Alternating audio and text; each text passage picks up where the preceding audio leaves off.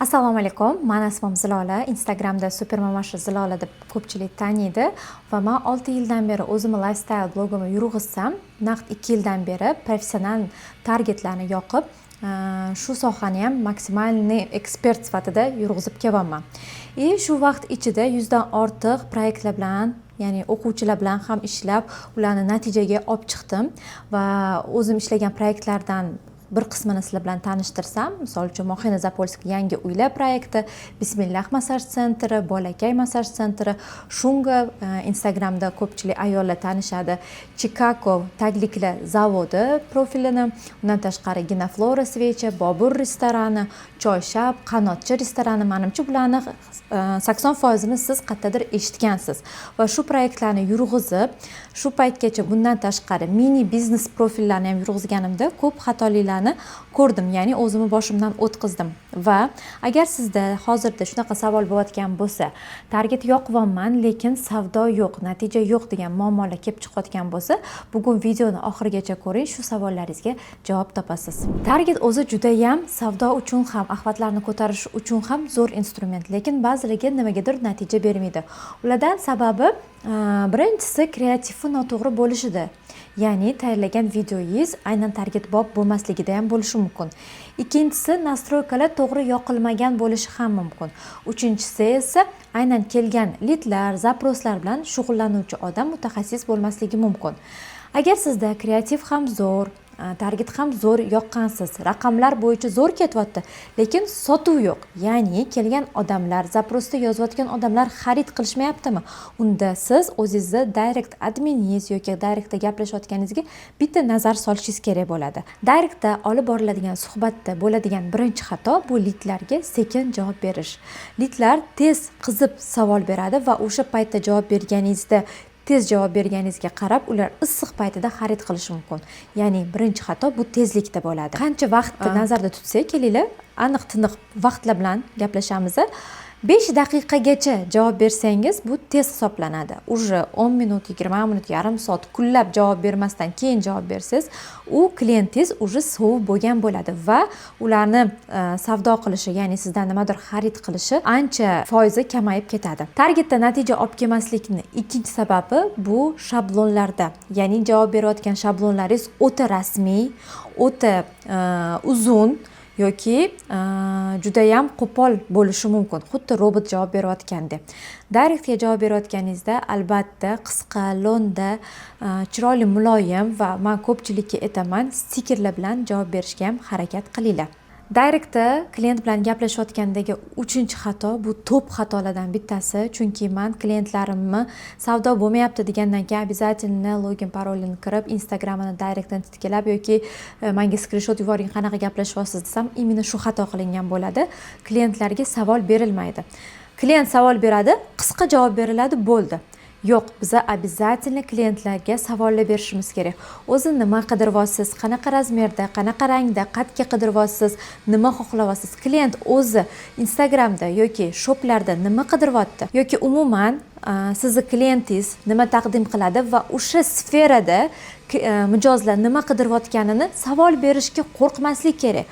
Ko'pchilik savol beramaydi. Misol uchun, shablon bo'yicha nech pul deyiladi? 200 ming so'm deb yozib qo'yadi, bo'ldi. Ular so'rash kerak. Nech pul degandan keyin 200 ming so'm dedimi, qanaqa razmer qidiryapsiz? Aynan shu rangi kerakmi yoki qaysi rangini qidiryapsiz? Agar uy sotilayotgan bo'lsa, qaysi rayondan uy qidiryapsiz? Balki boshqa takliflar ham berishimiz mumkin. Necha xonali qidiryapsiz? Xullas, har bitta savolga savol bilan javob berishga harakat qilinglar. Javobni ham berasiz, orqasidan savol berib, ketma-ketlikni to'xtatmang. 4-xato bu uje professionalni directda gaplashadiganlar tushunadi. Taklif berishni bilmaymiz. Ya'ni mijoz bilan gaplashamiz, u savol beradi, javob beramiz, savol beradi, javob beramiz. Xuddi tez-tez so'raganda olsang ol, olmasang olma degandek. Yo'q, har bitta mijoz sizga nech pul deb so'rayaptimi, sizdan tashqari parallelni 10 ta yana sizga o'xshagan blokka savol berishi mumkin. Va biz boshqa savol berayotgan raqobatdoshlarimizdan farq qilish uchun biz ularga taklif berishimiz kerak, boshqalarda bo'lmagan. Misol uchun, siz bugun zakaz bersangiz, sizga bonus qo'shib beramiz, dastavkani bepul qilib beramiz va shunga o'xshash har xil variantlar. Siz faqat bu narsani 10 daqiqani ichida berishingiz kerak. Aynan siz bilan gaplashayotgan mijoz boshqa klientlardan sizga o'zini e'tiborini ko'proq qarata olish kerak va sizni eslab qolish kerak. 5-xato, biza mijozlar bilan gaplashayotganimizda biz o'zimiz zo'rligimizni bilamiz, lekin mijoz bizni tanimasligini unutib qo'yamiz. Chunki targetdan sovuq oqimdagi mijozlar keladi. Ularni isitish uchun, misol uchun klient aytibdi, "Sifati qanaqa, yaxshimi?" desa, "Ha, yaxshi" deb javob bermaylik hech qachon.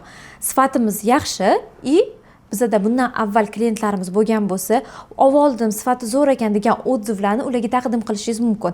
Misol uchun, mana kecha xuddi shu narsadan klientimiz olgan edilar, odziv qoldirgandilar. Mana ularga yoqdi deb biza o'zimizni odzivlarimiz bilan, o'zimizning natijalarimizni ular bilan bo'lishga qo'rqmasligimiz, uyalmasligimiz kerak. Faqat biz emas, bizning mijozlarimiz biza haqimizda gapiradi deb natijalarni vaqtida ko'rsatishimiz kerak bo'ladi. 6-xato, bu bizani mijozlarimiz bizaga yozmay to'xtatib qo'yganda qayta yozishga qo'rqishimiz, uyalishimiz, andisha, xijolat bo'lishimiz. Unaqa narsani yig'ishtiramiz. Misol uchun mijoz bizaga narsa so'radi, biz unga javob berdik. Savol qilib ham javob berdik, lekin javob bermadimi? 10 daqiqa, yarim soatdan keyin qaytadan ularga bemalol o'zimiz yana yozsak bo'ladi. Misol uchun ismlari yozilgan bo'ladi, Dilorom Kimdurovna. Dilorom opa, SMS-imni ko'rmadingizmi, sizdan javob kelmadi deb qayta xabar ololman deb muloyimlik bilan chiroyli qilib savol berishimiz mumkin. Haqiqatan o'zimizni ham eslasak, SMS keladi, bunda ocham, o'sha payt bolamiz yig'lab qoladi va keyinroq javob beraman deb shu bilan esimizdan chiqib ketadi yoki u SMSlar pastga tushib ketib qoladi. Xuddi shunaqa bizda ham klientni SMSimiz ochilib o'qilmay qolib ketadi yoki pastga tushib ketadi yoki esidan chiqib qoladi, javob berishga chalg'ib qolgan bo'lishi mumkin. Shu sababdan muloyimlik bilan qaytadan ularga o'zimiz birinchi yozishga hech qachon uyalmasligimiz kerak. 7-xato, lidlarni, ya'ni har bitta kelayotgan mijozlarni bir xil qolipga solib qo'yishimiz. Unaqa qilish kerak emas. Misol uchun, siz yoqqan videoyingizga qarab, har bitta videoyingizdan har xil auditoriya kelishi mumkin. Bitta videoyingiz uy bekalariga ajratilgan bo'lishi mumkin. Bitta videoyingiz ishlaydigan odamlarga ajratilishi mumkin. Shunga qarab direktda ham uy bekalari bilan xuddi uy bekasidek gaplashishimiz kerak bo'ladi. Ishlaydigan, pul topadigan ayollar bilan o'sha temada gaplashishimiz kerak. Erkak kishilar bilan umuman boshqacha gaplashiladi, yosh kattalar bilan boshqacha gaplashiladi. Shu narsaga e'tibor berish kerak.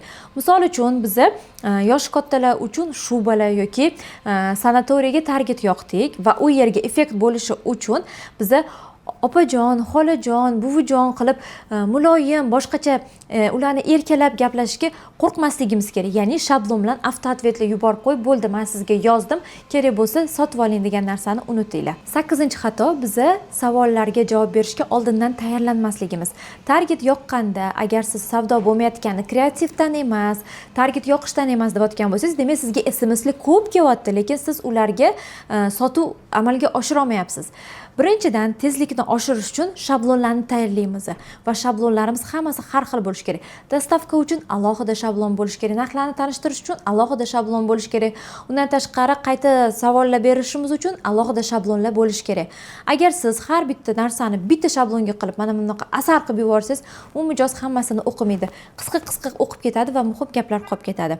Siz o'zingizni javobingizni tezlashtirish uchun va vaqtida smayliklarni unutib qo'ymaslik uchun, qo'pol bo'lib tuyulmaslik uchun, gapingizni o'ylab vaqt ketkazmaslik uchun o'zingiz shablonlarni tayyorlab qo'ying. Endi xulosa qilib aytadigan bo'lsam, ko'rib turganingizdek, har bitta mijozimizning sotuvi nafaqat kreativga, nafaqat biz targetologlarga, undan tashqari direktda javob beradigan adminlarga ham katta bog'liqligi bor. Biza targetolog sifatida mijozlarimizga mijoz olib kelamiz, lekin ularni o'rniga javob bermaymiz. Lekin mana shu sizlarga o'rgatganlarimni har bitta mijozingizga qisqacha o'rgatib ketadigan bo'lsangiz, ularda ham savdo oshadi va sizga bo'lgan loyalnost, ishonch ko'payib, siz bilan ishlash davomi cho'zilib boradi. Va bu narsalarni bu videoda men sizlarga qisqa o'rgatgan bo'lsam, o'zimning kursimda maksimum shu narsani yanada kengroq misollar bilan yoritib berganman. Va bu narsalarni o'zimiz Super Target kursimda to'liq o'rgataman. Undan tashqari Instagramga noldan kirish, ssenariy yozish, syomka qilish, montaj qilish, kreativni tayyorlash va u kreativni qachon qanaqa qo'yish, u kreativga qanaqa target yoqish va mana shu targetdan kelgan mijozlar bilan qanaqa gaplashishni Super Target kursimda o'rgataman. Super Target kursimga xudo xohlasa nabor ochiladi va unda start tarifi, standart tarifi va biznes tarifi bo'ladi. Bu tariflarning bir-biridan farqi, start tarifida barcha darsliklar, o'quv videolar, PDF darsliklar, yozuv, tekst tekst formatidagi hamma darsliklar topshiriladi. Bu tarzimizni aynan mustaqil o'zi o'rgana oladigan o'quvchilar uchun ideal hisoblanadi. Agar sizda onlayn kurslarda qayta muloqot, ya'ni sizga chat kerak bo'ladigan bo'lsa, kuratorlar kerak bo'ladigan bo'lsa, sizga savollaringizga javob berishimni xohlasangiz, jonli efirlar xohlasangiz, unda standart tarifini tanlashingiz kerak bo'ladi. Standart tarifida 4 ta jonli dars, undan tashqari общий gruppadoshlar bilan chat bo'ladi, unda kuratorlar bo'ladi va hech qaysi savolingiz javobsiz qolib ketmaydi. Uchinchisi biznes tarifi. Biznes tarifida sizda aynan men bilan shaxsan bir marta ko'rishib, konsultatsiya olish imkoniyati bo'ladi. Xohlasangiz uni dars jarayonida, xohlasangiz uni darslar tugagandan keyin savollaringiz qolib ketgan bo'lsa, живой ko'rishib bemalol savollaringizni bersangiz bo'ladi. Undan tashqari bizda har bitta tarifdan qat'iy nazar imtihon bo'ladi va u imtihondan o'tganlarga sertifikat beriladi va biznes tariflari agar sertifikat olib imtihonlardan o'tsangiz, yakuniy bizani bitiruv oqshomimiz bo'ladi. Bitiruv oqshomiga bepul kirish imkoniyatini ham yutib olsangiz bo'ladi. Videoni shu joygacha o'tkazmasdan ko'rgan bo'lsangiz, endi mana sizga shu oxirigacha ko'rganingiz hurmati super bonus sovg'a bor. Kursimga yozilmoqchi bo'lsangiz, shu bilimlarni olmoqchi bo'lsangiz, faqat shu videoni sshu joygacha ko'rganlar silka bo'yicha pastda silka qoldiraman, o'tib o'zingizlarning telefon nomerlaringizni qoldirsanglar, kursimga naqd 20% chegirma bilan qo'shilishingiz mumkin. Faqat hammaga bu chegirmani qilib bera olmayman. Faqat birinchi 20 ta to'lov qilgan qizlargagina bu skidka amal qiladi. Shu video ostidagi havola, ya'ni silka orqali ro'yxatdan o'ting. Xudo xohlasa siz bilan darslarda ko'rishguncha xayr.